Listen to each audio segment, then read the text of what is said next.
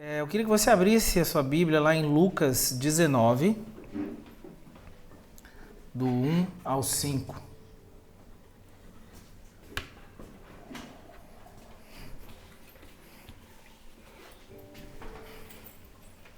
O título da mensagem de hoje é Jesus na minha casa.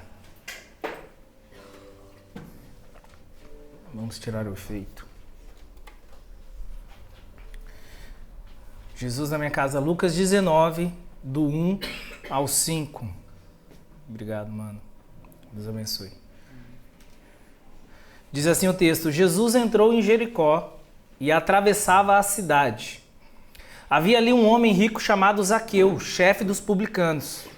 Ele queria ver quem era Jesus, mas sendo de pequena estatura, não o conseguia por causa da multidão. Assim correu adiante e subiu numa figueira brava para vê-lo, pois Jesus ia passar por ali. Quando Jesus chegou àquele lugar, olhou para cima e lhe disse: Zaqueu, desça depressa, quero ficar em sua casa hoje. Amém? Feche seus olhos. Jesus, eu quero te adorar mais uma vez, te render graças por essa noite tão maravilhosa na sua presença. Deus, nós temos plena consciência daquilo que está sendo semeado neste lugar, daquilo que está começando a nascer neste lugar. Nós não temos dúvidas que foi o Senhor que sonhou com essa casa, com este lugar, com essa igreja. Deus, e nós cremos que assim, ó Pai, como é da sua vontade, nós vamos crescer para a honra e glória do teu santo nome. Pai, em nome do Senhor Jesus, que o que está sendo semeado nessa noite aqui neste lugar, ó Pai, diante de poucas pessoas, um dia possa alcançar multidões, para que o seu nome seja glorificado, para que o seu nome seja exaltado, Pai, que nós diminuamos em todo o tempo e que o Senhor e o seu nome cresça. Que o nosso nome morra com o nosso corpo, mas que o do Senhor permaneça em tudo, em nome do Senhor Jesus. Que o Senhor fale conosco nessa noite, que essa palavra encontre corações sedentos por Ti. Em nome do Senhor Jesus e para a glória de Deus que eu oro. Amém. Há algum tempo nós começamos a cantar muitas músicas que falam a respeito, clamando pela presença de Deus em nós, na nossa casa, se referindo como nossa casa. Hoje mesmo nós cantamos uma das canções, Sou tua casa, tua morada, faz morada em nós, eu sou o teu lar. Tem aquela outra também que diz assim: essa casa é sua casa, nós deixamos ela para você. Mas essas canções que são verdadeiras orações, elas estão dentro daquilo que nós podemos classificar como orações perigosas. Pois, será que nós temos a real noção do que significa Deus em nós? A real noção do que significa Deus dentro de nós? Nós somos seres espirituais que possuem uma alma, mas nós habitamos num corpo. Então, isso equivale a dizer que nós habitamos em nós mesmos. E por mais confuso que isso possa parecer, Paulo lá em Coríntios 3,16 ele diz assim: certamente vocês sabem que são o templo de Deus e que o Espírito de Deus vive em vocês. Então isso significa que quando nós aceitamos Jesus, nós convidamos a Deus para morar conosco em nossa casa. Como se estivéssemos dizendo: Senhor, eu dentro de mim sozinho eu sou uma bagunça, mas por favor vem morar comigo e me ajuda a arrumar essa casa. Esse é o convite que nós fazemos para Jesus. Acontece que arrumar uma casa, vocês, principalmente vocês mulheres, mas nós hoje, a nossa geração já limpa bastante casa, E a gente sabe que não é assim tão simples. Vai ter que tirar algumas coisas do lugar, vai ter que mexer, vai ter que tirar algumas sujeiras grossas, Então, quando nós olhamos para essa história, nós vemos Zaqueu, um cobrador de impostos, chefe dos cobradores de impostos, odiado pelo povo, porque ele era judeu e justamente por isso ele era visto como um traidor e explorador do seu próprio povo. Além disso, Zaqueu, ele era corrupto e um defraudador. Talvez daí tivesse vindo a sua riqueza, né, de alguma propina. Por outro lado, é exatamente isso também que nos dá a certeza de que o interesse de Zaqueu por Jesus era genuíno. Ele tinha poder, ele tinha posição social, apesar de ser judeu sob o domínio romano, ele era rico. Aos olhos humanos, Zaqueu ele tinha tudo que um homem poderia desejar. Porém, quando ele soube que Jesus estava em Jericó, uma chama ardeu em seu coração a ponto de ele superar até a sua pequena estatura diante da multidão. E a palavra de Deus diz que ele subiu numa figueira brava, que é uma árvore comum no Oriente Médio, que possui um tronco muito largo. Houve um esforço de Zaqueu, ele deu o primeiro passo em direção a Jesus, pois a Bíblia conta que ele desejava ver quem Jesus era. E a sua ação ela não passou desapercebida pelo Salvador do mundo.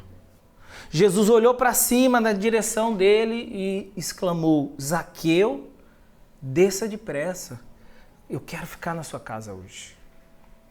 Jesus já fez tudo o que era necessário para a nossa salvação. Você sabe, a salvação ela é pela graça, que é de graça. Tudo que Jesus fez na cruz é de graça, nós não temos dúvida disso. Jesus fez por nós o que éramos incapazes de fazer sozinhos, já que todos nós somos pecadores, falhos. Agora o Filho de Deus, puro, santo, perfeito, ele se fez homem, ele esteve entre nós e morreu pelos nossos pecados. Toda a nossa corrupção foi depositada sobre Jesus na cruz. Agora, somos redimidos diante do Pai, que nos enxerga através da ótica de Jesus. Aleluia e glória a Deus. Mas embora a salvação ela seja de graça, nós precisamos ter em mente que uma vida com Ele não é. Andar como seu discípulo, ter intimidade com Ele e viver em comunhão com Jesus Cristo vai nos custar tudo que nós temos. Isso não é de graça. Ele diz assim: se alguém quiser me acompanhar, negue-se a si mesmo, tome diariamente a sua cruz e siga-me. É aceitar a perda, aceitar ser o menor, ser o servo de todos, é aceitar a ofensa, é aceitar a morte. Mas não para trazer dano, não é para trazer dano, mas sim para entender o que realmente é ganhar, ser o maior e o que realmente é viver.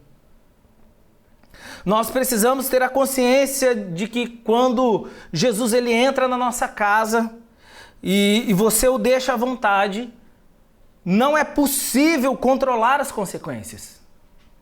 Quando Jesus entrar na sua casa, ele irá arrumar toda a bagunça que está instalada lá. E quanto maior for a bagunça, maior será a ação eficaz de Jesus dentro de você. Sabe, Jesus, eu amo que o pastor Paulo Borges Júnior ele fala a respeito disso. Jesus não é uma espécie de decorador de interiores. Jesus, ele trabalhava com madeira, mas ele não era marceneiro. Ele não fazia móveis sob medida, divisórias e bancadas. José, né, pai de Jesus, ele repassou, ele ensinou a sua profissão para o seu filho. E qual que é o ofício de Jesus? O que ele era? Ele era carpinteiro. Ele não era marceneiro. E o que o carpinteiro faz, meus irmãos, ele não é apenas estético. O que ele faz é estrutural, faz parte do que é fundamental para a sustentação da edificação. Então não espere que quando Jesus entrar na sua casa, as coisas vão permanecer como estão. Talvez um móvel ou outro vai ser mudado de lugar, no máximo uma bancadinha nova. Não, Jesus ele vai refazer todas as coisas até que estejamos de acordo com o projeto original dele. aquilo que ele sonhou que nós fôssemos. Vamos continuar a leitura a partir do versículo 6 do texto de Lucas 19. Diz assim: então ele desceu rapidamente e o recebeu com alegria. Todo o povo viu isso e começou a se queixar. Ele se hospedou na casa de um pecador. Mas Zaqueu levantou-se e disse ao Senhor: olha, Senhor, estou dando a metade dos meus bens aos pobres. E se de alguém extorquir alguma coisa, devolverei 4 vezes mais. Jesus lhe disse: hoje houve salvação nessa casa. Olha que linda a transformação na vida desse homem. Agora, aquele que roubava, não rouba mais. Aquele que mentia, não mente mais. Aquele que extorquia, agora dá aos pobres e devolve 4 vezes mais do que aquilo que ele defraudou. O que aconteceu na vida de Zaqueu foi totalmente radical. Esse homem, entre subir em uma árvore e entrar em casa, ele foi mudado radicalmente. E agora, o que aconteceu entre o momento que ele sobe na árvore e que ele entra em casa? Jesus foi o agente causador dessa transformação. Aquele que nos salva, mas também que nos transforma. Pelo poder da ação do Espírito Santo. Pelo poder da ação do Espírito Santo, aleluia. Quando Jesus olhou para Zaqueu, ele disse: desça depressa. E a palavra conta que rapidamente Zaqueu desceu. Não espere mais para tomar essa decisão. Existe uma vida magnífica para ser desfrutada na presença de Jesus. Quando ele entra na nossa casa. Nós precisamos decidir depressa por isso. A pergunta é: você já convidou Jesus para entrar na sua casa? Você já fez isso? Fez mesmo? Você fez de verdade? E por que eu pergunto isso? Porque não é raro que pessoas convidem Jesus à sua casa, mas façam algo semelhante ao que nós vamos ler agora. Abra comigo a sua Bíblia lá em Lucas 7:36.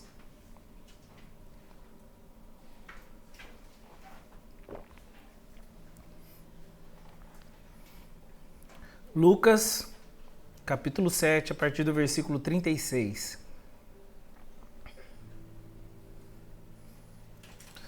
Convidado por um dos fariseus para jantar, Jesus foi à casa dele e reclinou-se à mesa. Ao saber que Jesus estava comendo na casa do fariseu, certa mulher daquela cidade, uma pecadora, trouxe um frasco de alabastro com perfume e se colocou atrás de Jesus a seus pés. Chorando, começou a molhar-lhe os pés com as suas lágrimas.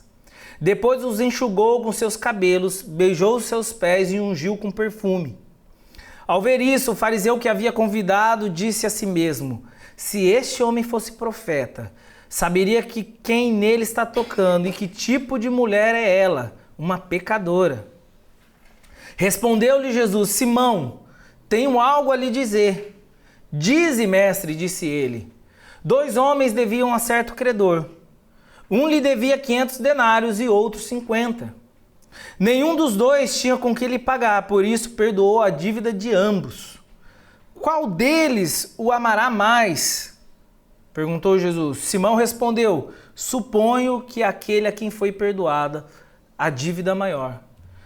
Você julgou bem, disse Jesus. Eu amo esse texto, ele fala muito ao meu coração, principalmente o fato de, proporcionalmente ao reconhecimento do quanto eu sou miserável, é também a forma como eu sinto o amor de Deus em mim e como eu correspondo ao seu amor. Isso significa que quanto mais eu reconheço o quanto eu sou perdoado, mais eu vou corresponder a Ele em amor. Mas eu quero propor hoje uma mudança de enfoque nessa história. Eu não quero falar sobre a parábola desses 2 devedores, nem da mulher que estava aos seus pés. Pense agora em Simão. Aquele homem, ele convidou Jesus. né? Aquele que estava desde o princípio com Deus, Criador de todas as coisas, Salvador do mundo em sua própria casa.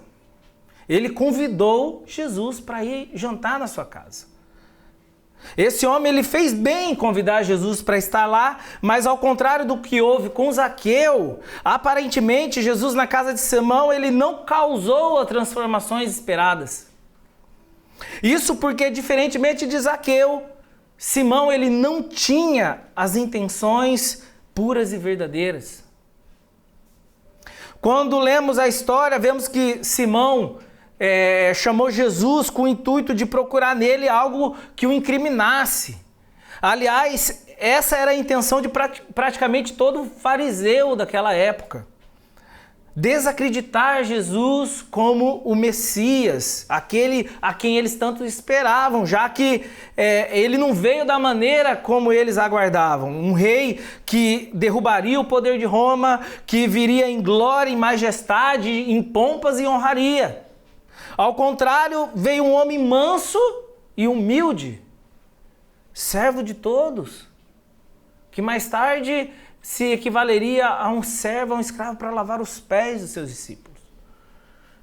Simão, ele estava com Jesus na sua casa e ele não aproveitou a oportunidade. Quantos de nós corremos esse mesmo risco de convidar Jesus para nossa casa, mas por causa da nossa motivação errada, não permitir que a doce presença de Jesus gere em nós transformação e restauração? Aquela mulher que se colocou aos pés de Jesus e começou a lavar os seus pés com suas lágrimas e depois passou a secá-lo com seus cabelos e beijar os seus pés, ungir com perfume, veio para denunciar o que estava errado na casa de Simão. O relato conta que aquela mulher, ela ficou sabendo que Jesus estava naquela casa e mais que depressa ela decidiu ir até Jesus. Enfrentando a vergonha, os olhares maldosos e quem sabe até o medo. Mas maior do que o julgamento enfrentado por aquela mulher foi o que Jesus enfrentou. Diz o texto que Simão disse consigo mesmo: se este homem fosse profeta, saberia quem nele está tocando e que tipo de mulher é, uma pecadora. Meu irmão, você tem ideia do que era naquela época ter os pés beijados por uma prostituta em público? Eu posso imaginar os olhares daquele povo para Jesus. Mas quando você abre a porta da sua casa para Jesus, ele não está mais interessado no seu passado do que no seu presente. Jesus, ele sonda o nosso coração, ele sonda as intenções que estão nele, e se ele achar arrependimento dentro de nós, ele vai produzir em nós capacitação para seguir a nossa vida em santidade, em alinhamento com a sua palavra. Depois de contar a parábola dos dois credores, Jesus olha para Simão e diz, a partir do versículo 44, em seguida virou-se para a mulher e disse a Simão: vê esta mulher? Eu entrei em sua casa, mas você não me deu água para lavar os pés. Ela, porém, molhou os meus pés com as suas lágrimas e os enxugou com seus cabelos. Você não me saudou com um beijo, mas esta mulher, desde que entrei aqui, não parou de beijar os meus pés. Você não ungiu a minha cabeça com óleo, mas ela derramou perfume nos meus pés. Portanto, eu lhe digo, os muitos pecados dela foram perdoados, porque ela amou muito. Mas aquele a quem pouco foi perdoado, pouco ama. Como que é pesado isso? Olha o que Jesus fala para aquele homem. Ele fala: Simão, eu entrei na sua casa, eu estava lá, você me recebeu, mas você não me deu água para lavar os meus pés. Você não me saudou com um beijo, você não ungiu a minha cabeça com óleo. Simão, você não me recebeu bem e não me deixou à vontade na sua casa. Como nós corremos o mesmo risco de Simão, de receber Jesus em nossa casa e não tratá-lo com a devida importância. Era um costume naquela época e uma regra de boa hospitalidade receber o visitante com um beijo, Oferecer água para lavar os seus pés empoeirados por caminhar na estrada suja. Também era costume ungir a cabeça com óleo perfumado, quando esse convidado era muito querido por quem o estava recebendo. Jesus sabia que o lugar onde ele estava era um lugar onde, na verdade, ele não era bem-vindo. Onde o que ele trazia não era desejado e por isso ele não foi tratado com a devida honra, respeito e hospitalidade.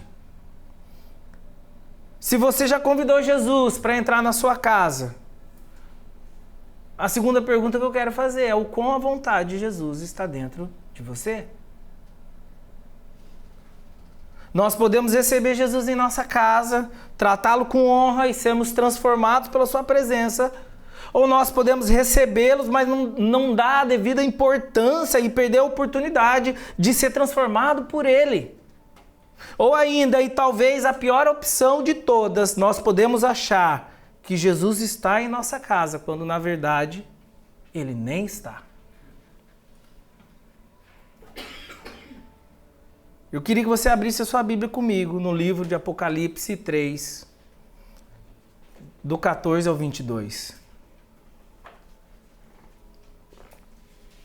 Então nós falamos sobre Zaqueu, que recebeu Jesus em sua casa e foi totalmente, radicalmente transformado.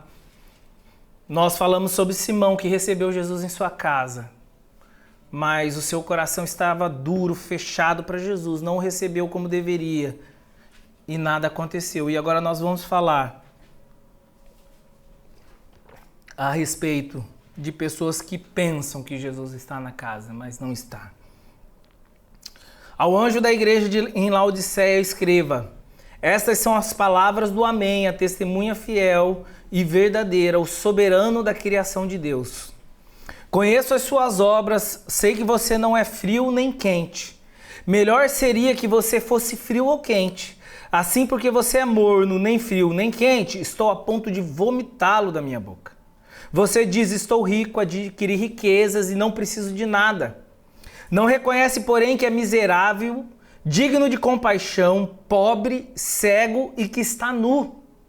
Dou-lhe este conselho: compre de mim ouro refinado no fogo e você se tornará rico. Compre roupas brancas e vista-se para cobrir a sua vergonhosa nudez. E compre colírio para ungir os seus olhos e poder enxergar. Repreendo e disciplino aqueles que eu amo, por isso seja diligente e arrependa-se. Eis que estou à porta e bato, se alguém ouvir a minha voz e abrir a porta, entrarei e cearei com ele e ele comigo.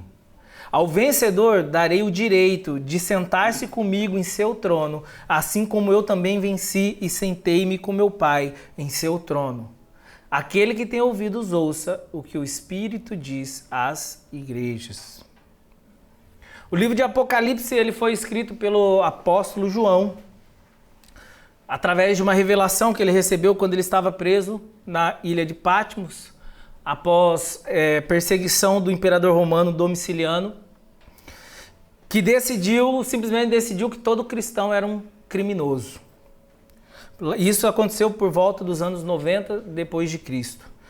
E uma curiosidade é que esse livro ele não só é o último que está aí na sua Bíblia, mas ele também foi o último a ser escrito. É um livro que nos traz esperança, porque por mais que ele traga notícias de momentos difíceis, né, no final dos tempos, nós já sabemos o final da história, que é com Jesus prevalecendo mais uma vez e definitivamente sobre o mal. É um livro que nos dá esperança, que nos faz cantar: porque ele vive, eu posso crer no amanhã. Apocalipse 12, de 9 a 11 vai dizer: e foi precipitado o grande dragão, a antiga serpente, chamado o diabo e Satanás, que engana todo mundo. Ele foi precipitado na terra e os seus anjos foram lançados com ele. E ouvi uma grande voz no céu que dizia: agora é chegada a salvação e a força e o reino do nosso Deus e o poder do seu Cristo, porque já o acusador de nossos irmãos é derrubado, o qual diante de nosso Deus os acusava de dia e de noite, e eles o venceram pelo sangue do Cordeiro e pela palavra do seu testemunho, e não amaram as suas vidas até a morte. E eles venceram pelo sangue do Cordeiro e pela palavra do seu testemunho.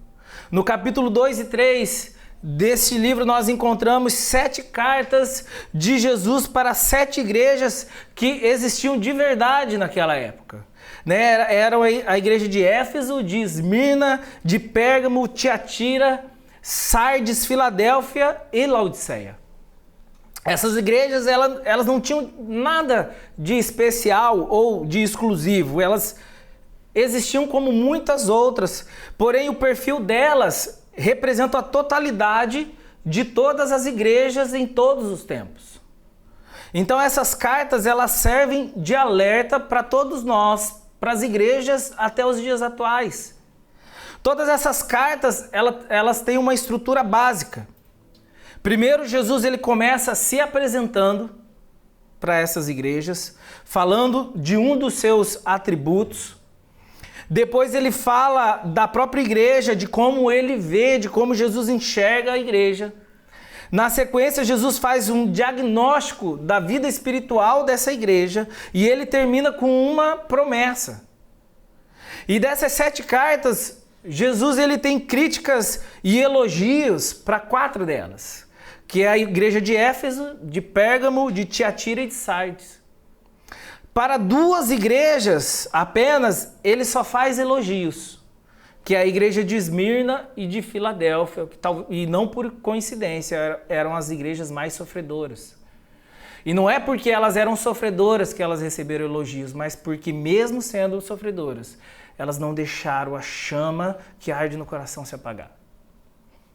Elas venceram o sofrimento. E apenas para uma das igrejas, Jesus não tem elogio nenhum para fazer.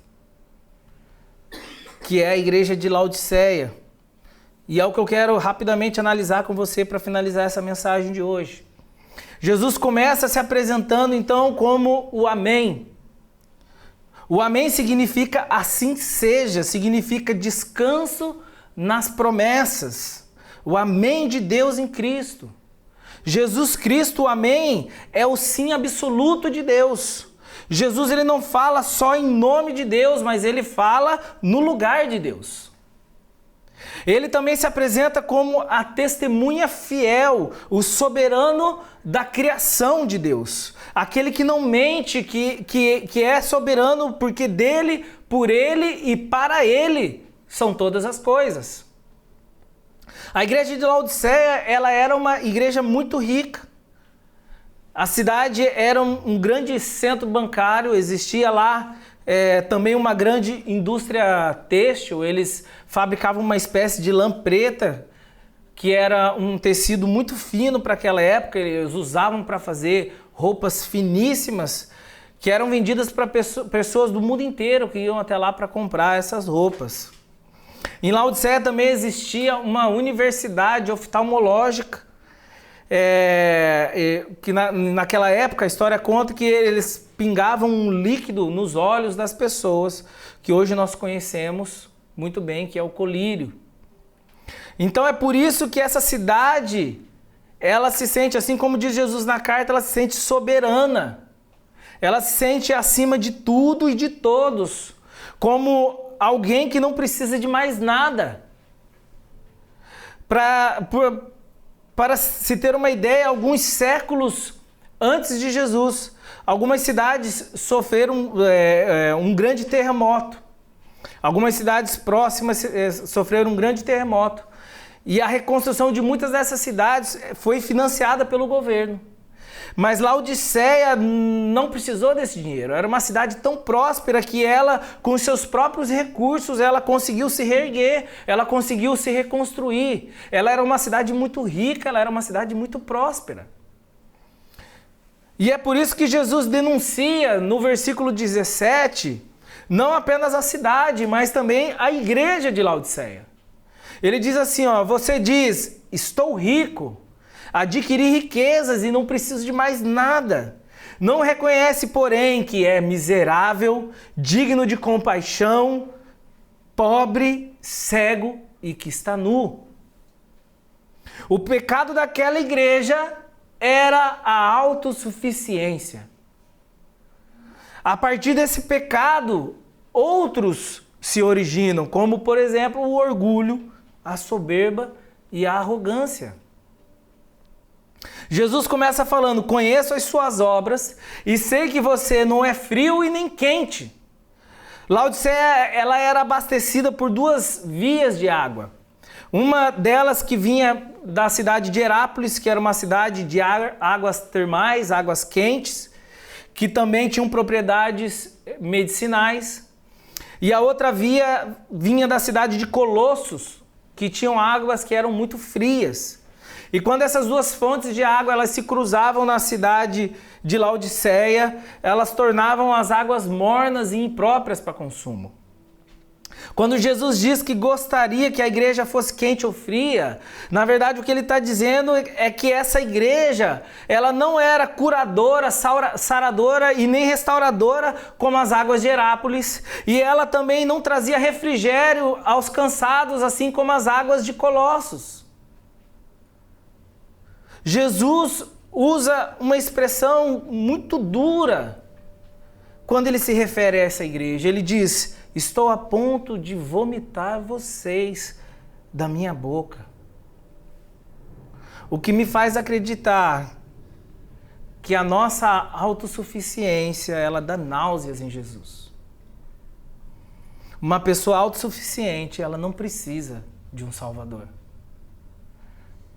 O pastor Timothy Keller, ele tem uma frase que diz assim, o que mais nos afasta de Deus não são nossos erros e pecados, mas a nossa falsa sensação de que somos bons e justos. O pecado realmente ele nos afasta de Deus. Isso é uma verdade, mas o que Keller está dizendo é que o que mais nos afasta não é o pecado, mas sim a nossa falsa sensação de que nós somos bons e que por isso não precisamos ser salvos. É exatamente por isso que Jesus diz no versículo 20, eis que estou à porta e bato. Quem está batendo na porta, ele está do lado de dentro ou do lado de fora, meus irmãos? Jesus diz que está batendo na porta. Eis que estou à porta e bato. Quem está batendo nunca é do lado de dentro, é do lado de fora. E ele diz, aquele que me deixar entrar. Então, quando a gente lê isso, a gente descobre que, na verdade, Laodiceia era uma igreja de Jesus, que não tinha Jesus dentro. Laodiceia era uma igreja de Jesus, mas que não tinha Jesus dentro. E Deus nos livre de ser uma igreja de Jesus que não tem Jesus dentro.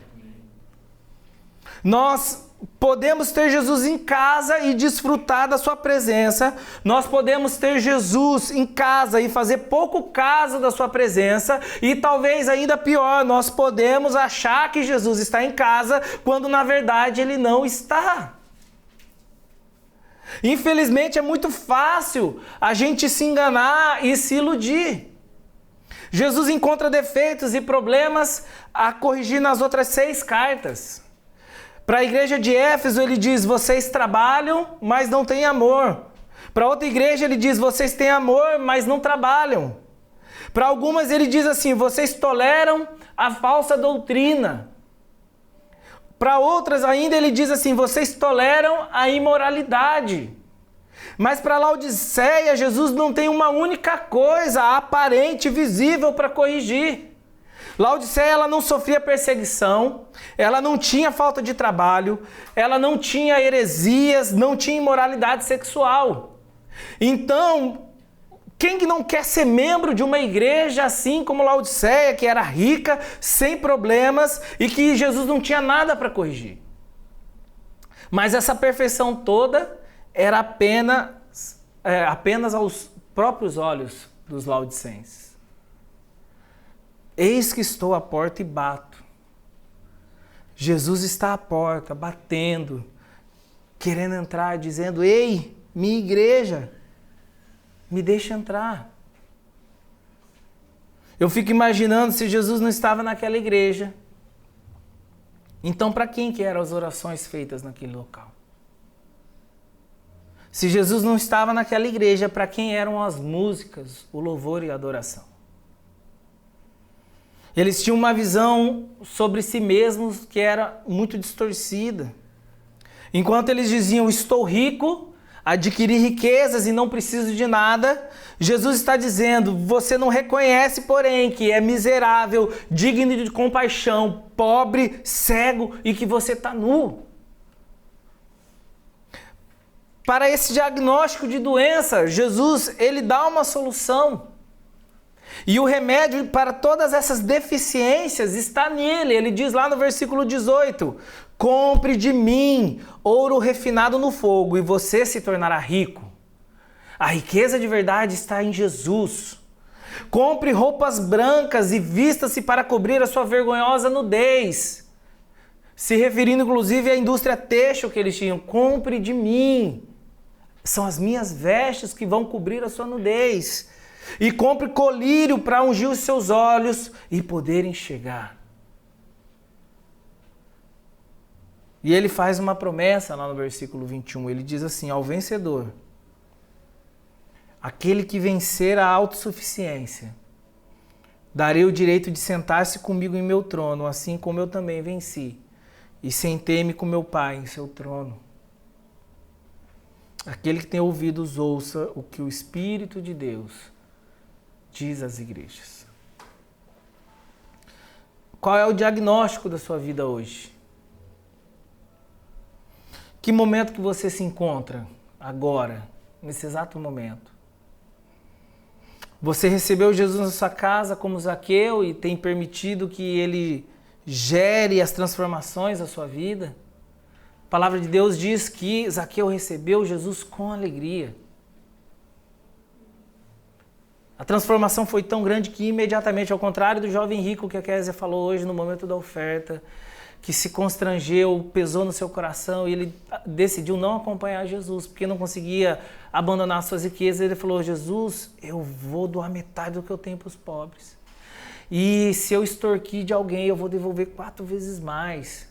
Aquele homem que era tão apegado ao dinheiro a ponto de se propor a extorquir os seus irmãos, os seus compatriotas, agora ele diz: não é isso que me importa mais. Ou será que você recebeu Jesus na sua casa, mas não tem recebido Jesus como ele merece ser recebido, com a devida honra, com o devido respeito, não fazendo pouco caso da sua maravilhosa presença?